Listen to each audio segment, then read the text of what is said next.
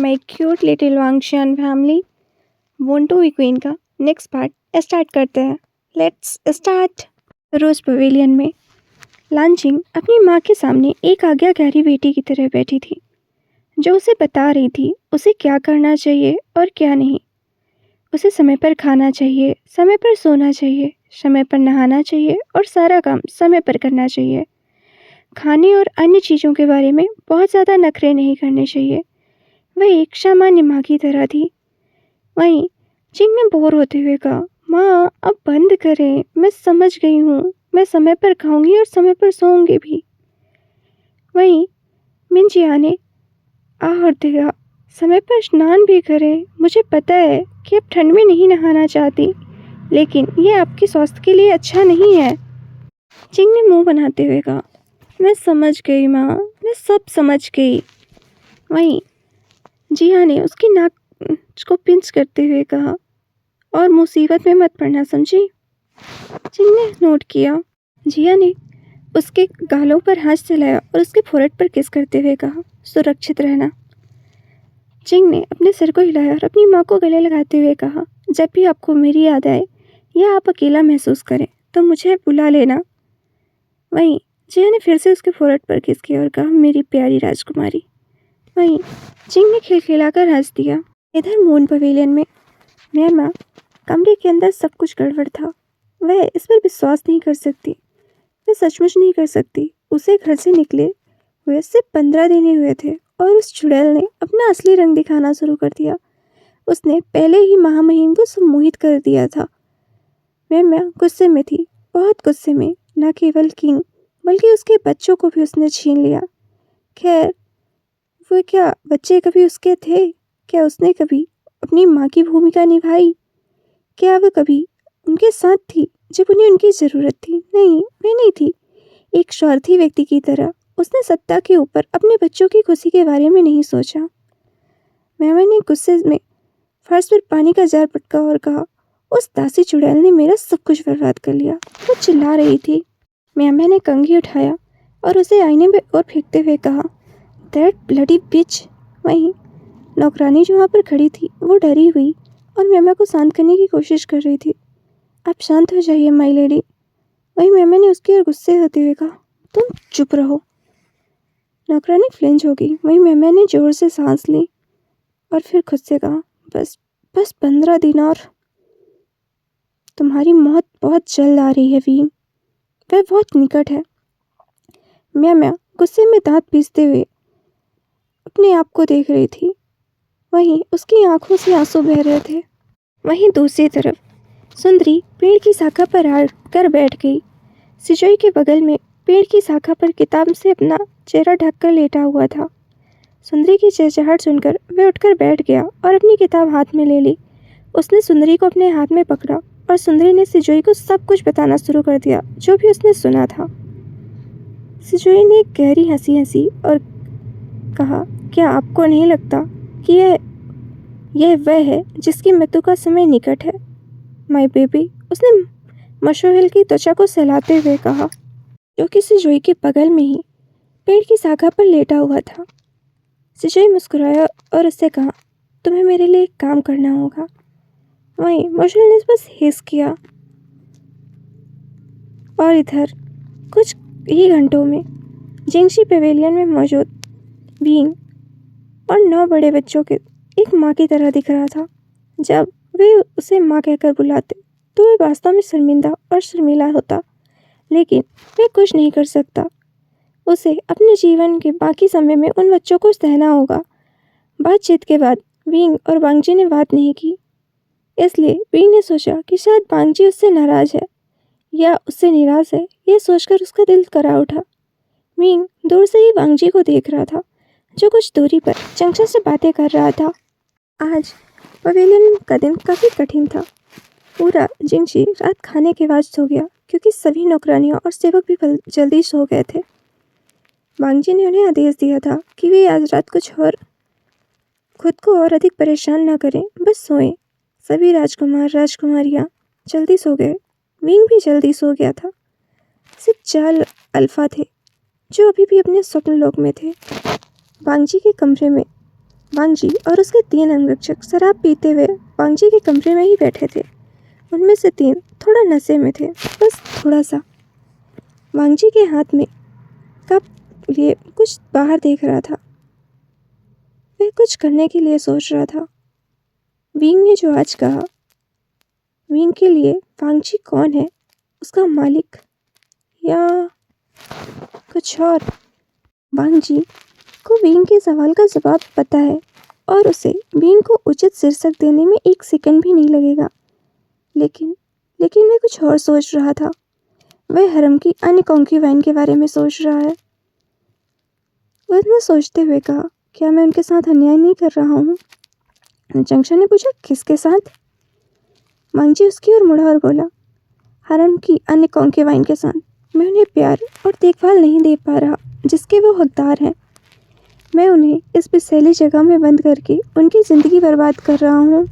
वेनिंग ने तुरंत अपना सर उठाया और वांगजी की ओर देखते हुए बोला, तो क्या तुम पत्नी विंग को छोड़ने की योजना बना रहे हो?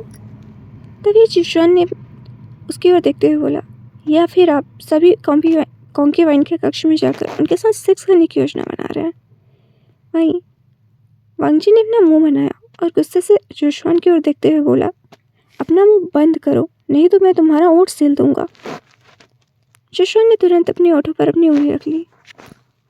वांगजी ने एक गहरी सांस ली और कहा, वो सभी विंग की तरह कॉन्क्यूबाइन है।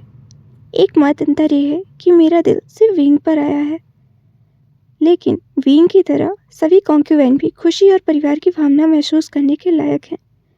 लेकिन इसका स्पष्ट रूप से यह मतलब नहीं है कि मैं सबका ऑफिशियली हस्बैंड बनके उनके कमरे में जाऊंगा। विनिंग ने उसकी ओर देखा और कहा, यदि नहीं तो आप क्या करने जा रहे हैं? वांगजी ने एक उज्जवल मुस्कान दी और कहा, मैं जा रहा हूँ उन सबको फ्री करने। वांगजी ने उन तीनों की ओर देखा और कहा, हाँ पता है, ऐसा कभी हिस्ट्री में पहले कभी नहीं हुआ। तभी जोशवान ने फिर बोला, क्या आप सीरियस थे किंग? आप मॉन्क बनने की प्लानिंग कर रहे हैं? पर अगर आप मॉन्क बन गए तो हम सबका क्या होगा?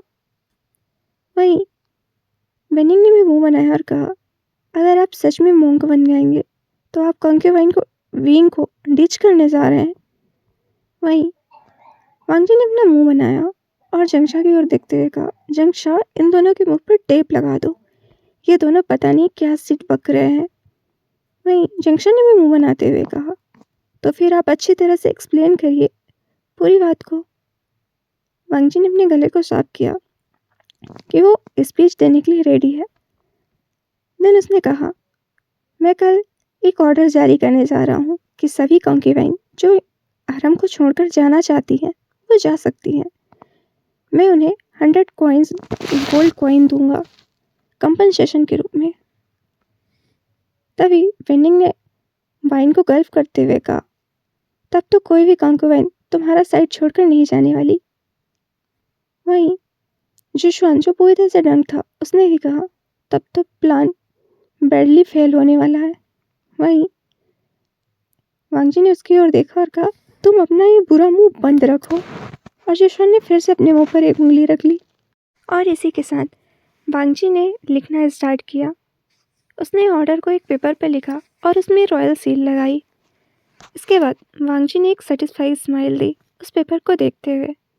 वहीं उसके सामने वो खड़े 3 अल्फा उसे देख रहे थे। उनके चेहरों पर साफ लिखा था कि वांगजी का ये प्लान फेल होने वाला है। वहीं वांगजी ने एक प्राउड लुक के साथ कहा, ये वर्क करेगा। जंगशा ने भी कहा, हम देखते हैं। तभी वेनिंग आगे बढ़ा हुआ उसने कहा, चलो शर्त लगाते हैं। वांगजी ने कहा, श्योर, अगर मैं हारा तो मैं तुम सबको 50-50 गोल्ड कॉइन दूंगा। वहीं जंगशा ने कहा, सो चीप। वांगजी ने भी मुंह बनाते हुए कहा कि रॉयल मनी के साथ खेलना अच्छा नहीं है। तभी जंगशा ने कहा, ठीक है, मैं तुम्हारी तरह अमीर तो नहीं हूँ, फिर भी मैं तुम्हें 50 गोल्डन कॉइन दे दूंगा। वहीं जोशवान ने कहा, मैं सिर्फ एक बॉडीगार्ड हूँ तो मैं सिर्फ 25 गोल्डन कॉइन दूंगा। वहीं वांगजी ने वेनिंग की ओर देखा। वहीं वेनिंग ने कॉन्फिडेंट कहा, मुझे पूरा यकीन है कि आप हारने वाले हैं, तो फिर मैं आपको 500 गोल्डन कॉइन की शर्त लगाता हूँ। वहीं वांगजी ने एक डेविल स्माइल के साथ कहा, तो फिर तुम सभी अपने पैसे हारने के लिए तैयार हो जाओ। वांग जी को इस तरह क्रेजी की तरह हंसते हुए देखकर जंक्शन ने वेनिंग से कहा, मुझे लगता है पैसे हारने से पहले ही पूरी तरह से पागल हो गए हैं। वेनिंग ने भी विस्पर किया, ओ आर हिम। वहीं जोशुआ ने वांग जी की ओर पिटीफुल आई से देखते हुए कहा, मुझे किंग के लिए बुरा लग रहा है। वो इतनी कम उम्र में ही अपने ब्रेन सेल को खो दिए। वहीं जंक्शन ने उसकी ओर देखते हुए कहा, कुछ नहीं हुआ है, बस अल्कोहल का ज़्यादा असर हो रहा है। तभी वांग जी ने पूछा, बाय द वे, मेरे पास कितनी कॉन्क्यूवाइन है हरम में? जंक्शन ने उसकी ओर देखा और कहा, 323। वांग जी शॉक हो गया और उसने पूछा, क्या? तुमने गिनने में गलती की है? जंक्शन ने उसकी ओर देखा और कहा, अन्यो, मुझे पूरी तरह से पता है इस हरम में 323 कॉन्क्यूवाइन है। वहीं वांग जी का तो इमोशनल डैमेज हो गया। उसने पूछा, पर मैंने तो सिर्फ कुछ ही ओमेगास का चेहरा अपनी लाइफ में देखा है। देन इतनी सारी कॉन्क्यूवाइन हरम में कहाँ से आ गई? जंक्शन ने कहा, कुछ आपने मिनिस्टर के दबाव के कारण ली, कुछ आपको बर्थडे गिफ्ट के में मिले, कुछ स्लेव बनकर आए और आपने उन्हें कॉन्क्यूवाइन के रूप में एक्सेप्ट किया, कुछ बार में विक्ट्री के बाद आपको मिले। वहीं जो ड्रंक था उसने कहा, लेकिन वो सब ओल्ड हो गए होंगे ना? जंक्शन ने उसकी ओर देखा, फिर वांग जी की ओर देखते हुए कहा, 200 ओमेगा, जिन्होंने आप मैजेस्टी का फेवर नहीं पाया, या कहें कि उन्होंने मैजेस्टी के बच्चों को जन्म नहीं दिया, वो अपना टाइटल लॉस करके कॉन्क्यूवाइन की जगह पवेलियन में वर्कर के रूप में काम करने लगे। तभी वांग जी ने कहा, और उसके बाद भी मेरे पास 323 कॉन्क्यूवाइन है। जंक्शन ने एक टाइट स्माइल देते हुए कहा, वहीं वांग जी अब कुछ सोच ही नहीं पा रहा था कि वो क्या करे। अगली सुबह जिंगशी में वांग जी कल की तरह आज भी कोर्ट नहीं गया। क्यों? क्योंकि उसे पता है कोर्ट में बहुत बड़ा बवाल होने वाला है और वो सभी सवालों का जवाब देने के लिए तैयार नहीं है। ऐसा लगता है वो आज किसी को डराने के मूड में नहीं है। वांग जी अपने बगीचे में बैठा सुबह की ठंडी हवा का आनंद ले रहा था। सुबह की चैन आनंद से लेते हुए वो वहाँ बैठा था। तभी जंक्शन ने उससे पूछा, क्या आप चिंतित नहीं है किंग? वांग जी ने उसकी ओर देखा और पूछा, किस बारे में? जंक्शन ने कहा, अचानक लिए गए निर्णय के बारे में। को लगता है कि कॉन्क्यूवाइन शानदार जीवन जीने के लिए तैयार हैं और किसी ग्रामीण इलाके में चली जाएंगी यूं ही। उसने अपनी भौहें उठाते हुए वांग जी से सवाल किया। वांग जी ने उसकी ओर देखा और कहा, जंक्शा, मैं तो तुम्हें एक बुद्धिमान इंसान समझता था। जंक्शा ने मुंह बनाया और कहा, आखिरकार मैं शक्तिशाली सम्राट तो नहीं हूं ना? वांग जी ने भी मुंह बनाया और कहा, हाँ, ये तो सही है।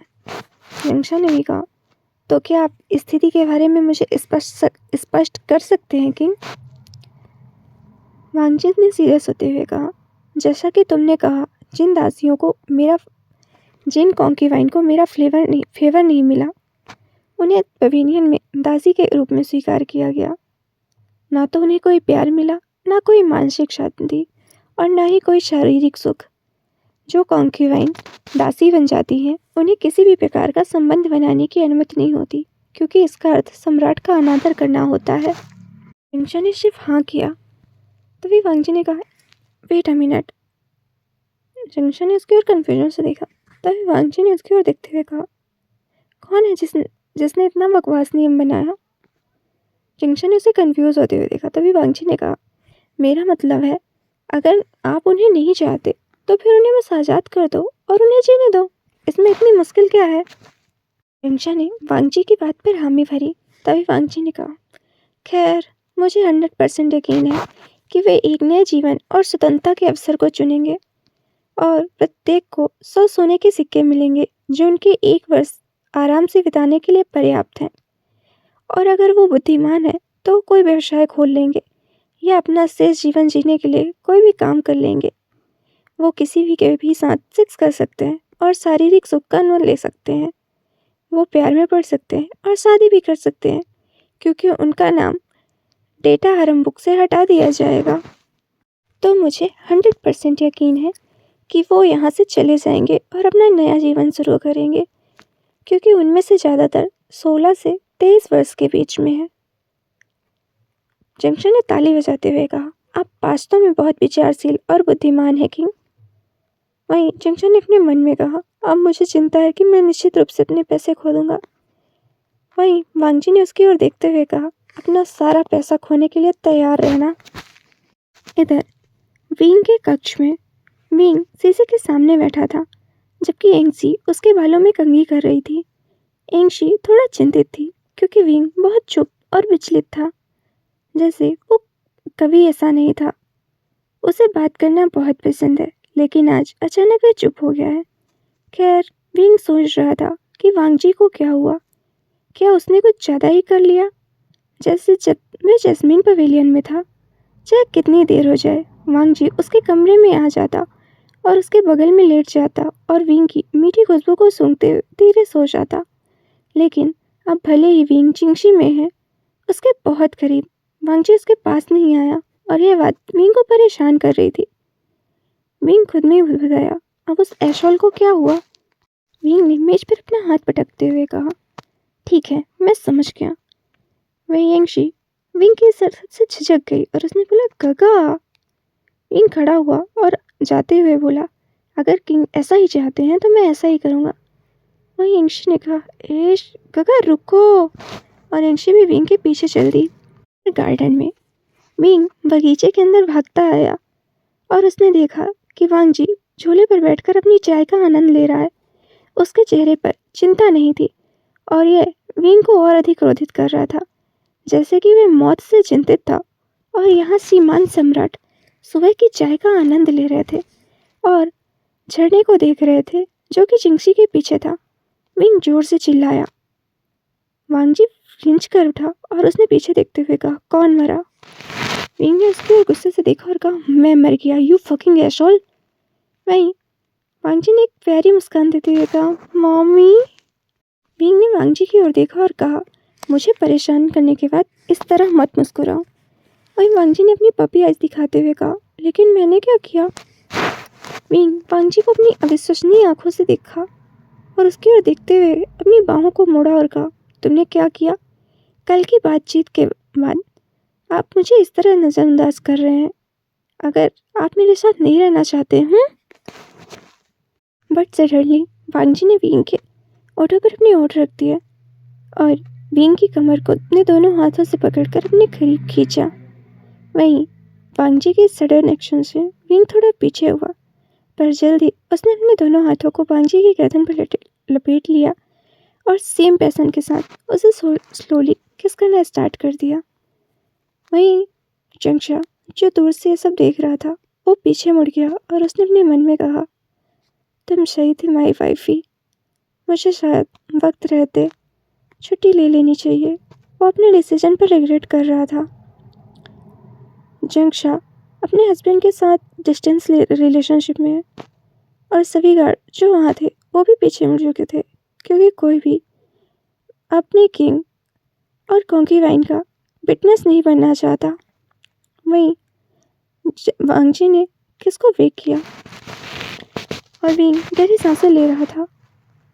उसने वांगजी के लिप्स को करेस करते हुए कहा, आपको पता है, मैंने आपको बहुत मिस किया। वांगजी ने स्माइल दी और उसकी उंगलियों पर किस करते हुए कहा, अगर मुझे पता होता कि तुम इस तरह से फील करोगे तो मैं तुम्हारा साथ कभी नहीं छोड़ता। विंग ने स्माइल की और कहा, ओह। तभी उसकी नज़र पीछे की तरफ झरने पर गई और उसने कहा, एक मिनट, मुझे ऐसा लगता है मैं और फ्रेंड्स वहाँ एक बार गए हैं। वांगजी ने कहा, हाँ। फिर उसने विंग को बैकअप किया और कहा, ये वही जगह है जहाँ मैंने आपको पहली बार देखा था। विंग की आंखें चमक गईं और उसने कहा, रियली। वही वांगजी ने हाँ करते हुए विंग की नेक को शक कर रहा था।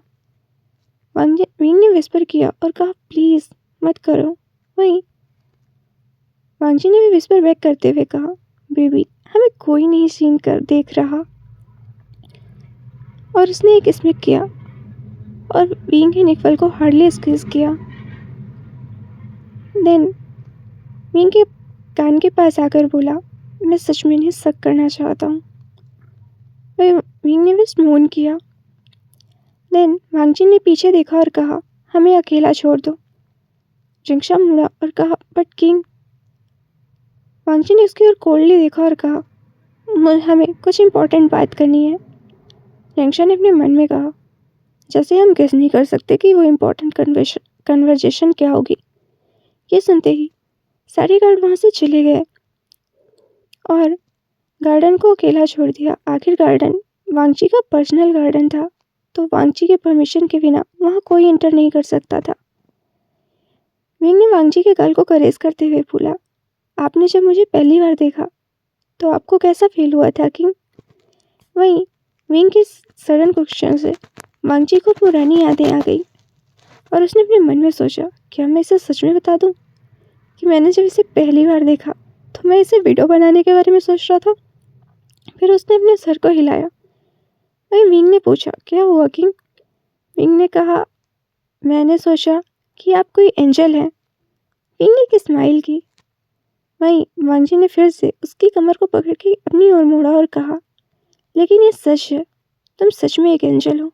और उसने विंग को किस करना स्टार्ट कर दिया। वहीं विंग ने उसे किस बैक किया। अब आप लोग बाकी इतने समझदार तो हैं कि आगे क्या होगा।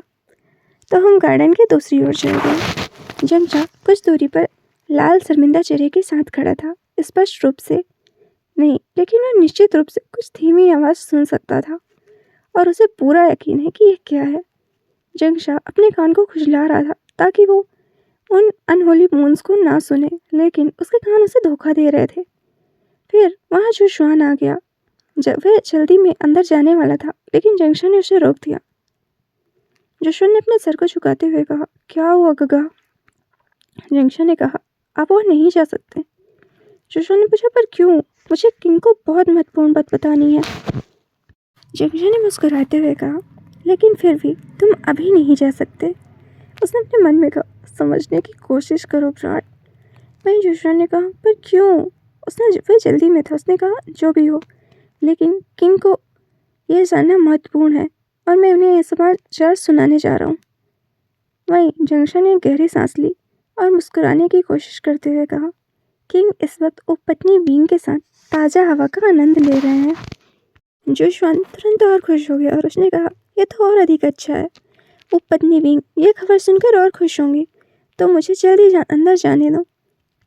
वहीं जिंगशा गुस्से में आ गया और उसने कहा, चुप। वहीं जुशवान तुरंत चुप हो गया। तभी जिंगशा ने कहा, तुम्हें कुछ आवाज़ें सुनाई दे रही हैं? जुशवान ध्यान लगाकर आवाज़ों को सुनने की कोशिश करने लगा और तभी उसे कराहने की आवाज़ें सुनाई दी। उसकी आंखें चौड़ी हो गई। उसने कहा, ओह माय गॉड। वहीं जिंगशा ने गहरी सांस ली और कहा, फाइनली। तभी जुशवान ने चौंक कर कहा, क्या किंग किसी के साथ लड़ाई कर रहे हैं? और जिंगशा एकदम स्पीचलेस रह गया। उसने कहा, क्या? वहीं जुशवान प्रवेश करने की कोशिश करते हुए बोला, हमें जाकर किंग की मदद करनी चाहिए गगा। वहीं जिंगशा ने तुरंत जुशवान के गर्दन पर वार किया, जिससे जुशवान फेंट हो गया और ज़मीन पर गिरा। और इधर सिजोई के कमरे में सिजोई अपने बिस्तर पर बैठा हुआ अपने पिता के द्वारा लिए गए निर्णय के बारे में सोच रहा था। क्या वे पागल हैं? उन्हें क्या लगा कि वह पागल उपपत्नी उन्हें छोड़ने जा रही है? वह पूरी तरह से हास्यास्पद है। यही सोच रहा था जब उसने कमरे में किसी की उपस्थिति महसूस की। सिजोई ने पीछे मुड़कर देखा तो बेनिंग कमरे में था, जो खिड़की की तरफ झुका हुआ था।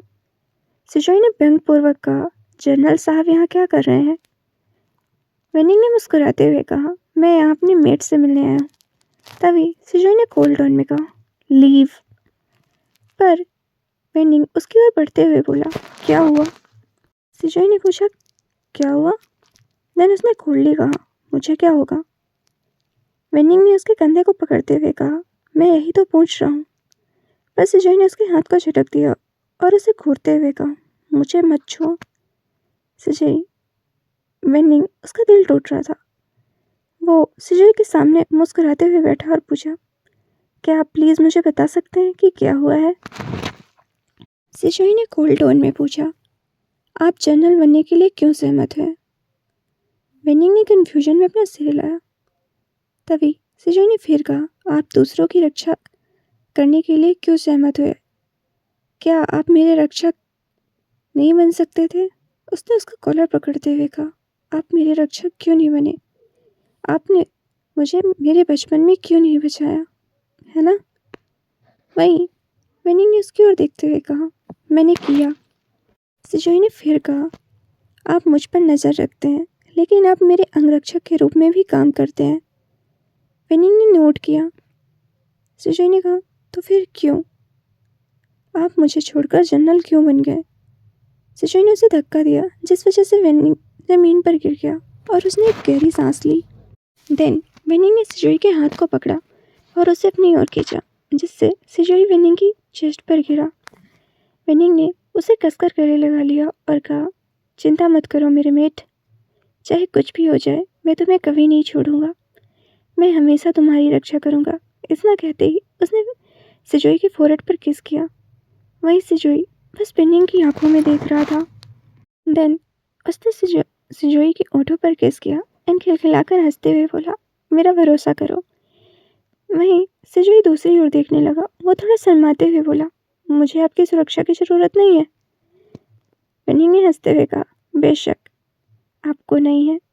वहीं वो सिजोई की गर्दन पर अपना चेहरा रखते हुए बोला, मेरा मीट बहुत ही जेलस टाइप का है। वहीं सिजोई थोड़ा सा मुस्कुराया। देन उसने कोल्ड बनने की कोशिश करते हुए कहा, लीव मी। पर वेनिंग ने बच्चों की तरह अपना सर हिलाते हुए बोला, नो। और वहीं सिजोई उसके चेहरे पर स्माइल आ गई। अब कुछ देर बाद वेनिंग बिस्तर पर बैठा था और सिजोई उसकी गोद पर था और उसे कसकर गले लगा रहा था। शायद ये उनका मेट बॉन्ड है, लेकिन वह वेनिंग को नहीं छोड़ना चाहता। वह चाहता है कि वेनिंग उसके साथ रहे, केवल और केवल उसके लिए। वह चाहता है कि वेनिंग केवल उसके लिए लड़े, केवल उसके लिए मर जाए, और शायद यही उसका अपने मेट के लिए प्यार है, या शायद नहीं। सिजोई ने फिर वेनिंग से पूछा, आप जनरल क्यों बने? वेनिंग ने इस बार शांति से जवाब दिया, क्योंकि जनरल की हत्या कर दी गई है। वहीं सिजोई ने फिर से कहा, मुझे पता है, आप चारों ने मिलकर उसकी बेरहमी से हत्या कर दी। वेनिंग ने सिजोई को अपनी ओर घुमाया और पूछा, तुम्हें कैसे पता? सिजोई ने मुस्कुराते हुए कहा, मेरे पास दिमाग नाम की चीज़ है। वहीं वेनिंग ने मासूमियत से मुस्कुराते हुए कहा, और इसीलिए तुम्हारे पास दिल नाम की चीज़ नहीं है। सिजोई ने उसे घूरा। तभी वेनिंग ने अपनी पपी आइज दिखाते हुए कहा, वरना तुम अपने मेट को इस तरह कैसे नजरअंदाज कर सकते हो? सिजोई ने अपनी आइज रोल की और उसकी गोद से नीचे उतर गया। वहीं वेनिंग ने पपी आइज करते हुए कहा, अन्यू मत जाओ। सिजोई ने वेनिंग की ओर अपनी तलवार तान दी और मासूमियत से मुस्कुराते हुए पूछा, क्या मैं तुम्हें मार सकता हूँ? वेनिंग खड़ा हुआ और सिजोई की तलवार को दूर हटाते हुए बोला, बस छोड़ो। तभी सिजोई ने उसकी ओर देखते हुए पूछा, वैसे मेरे पिता ने एक मरे हुए व्यक्ति को अपना जनरल क्यों बनाया? उसने अपनी भौहें उठाई और फिर पूछा, उन्होंने तुम्हें क्यों जनरल बनाया, जबकि उनके पास उनका अपना भाई है जो एक कुशल योद्धा भी है? वेनिंग ने साधारण चेहरे के साथ कहा, मुझे नहीं पता। वहीं सिजोई ने इसमें की और कहा, क्या मेरे पिता को डर लग रहा है कि वो उनके एक कॉम्पिटिटर होंगे? वहीं स्प्रिंग पवेलियन में एक पर्सन मछलियों के फाउंटेन में उनके लिए खाना डाल रहा था। वहीं वो उनकी ओर देखते हुए बोला, क्यों मुझे सुबह उठकर इतना काम करना पड़ता है जब मेरे भाई के पास इतने पैसे हैं? वैसे विशेषण तुम इंटेलिजेंट हो। फिर उसने मछलियों की ओर देखते हुए कहा, जल्दी बड़े हो जाओ ताकि मैं तुम्हें खा सकूं। तो चलिए जान लेते हैं सिजन के बारे में। लान सिजन ये सम्राट के छोटे भाई हैं। वे 28 वर्ष के हैं और एक अल्फा हैं। ये हर चीज़ में सर्वश्रेष्ठ है और हर तरफ एक हरफनुमा मौला इंसान है। इसने हर चीज़ का सबक लिया है। आप इसे किसी भी चीज़ में खोने के बारे में नहीं सोच सकते, क्योंकि ये बिल्कुल परफेक्ट है। लेकिन इसकी एक ही कमजोरी है, ये बहुत आलसी है। बस खाते हैं, सोते हैं और फिर से वही दोहराते हैं। ये काम नहीं करना चाहता, सिर्फ अपने भाई के पैसों पर जीवन का आनंद ले रहे हैं। या मुझे कहना चाहिए कि राजा के पैसों पर। इसका प्रेम जीवन पे सफ़ेद कागज की तरह काला है, ये अब तक कुंवारे हैं क्योंकि ये सेक्सुअली डिजायर के लिए भी बहुत आलसी हैं। वांगजी इसे शादी करने के लिए उसे परेशान कर रहा है और उसे शादी करने के लिए वास्तव में कई प्रस्ताव भेज रहा है, लेकिन ये कौन होता है शादी करने वाला? साम्राज्य में उसका एक उपनाम है और वो है लांसिचन the tough guy. Okay guys, तो आज के लिए बस इतना ही। मिलते हैं कल। Bye bye.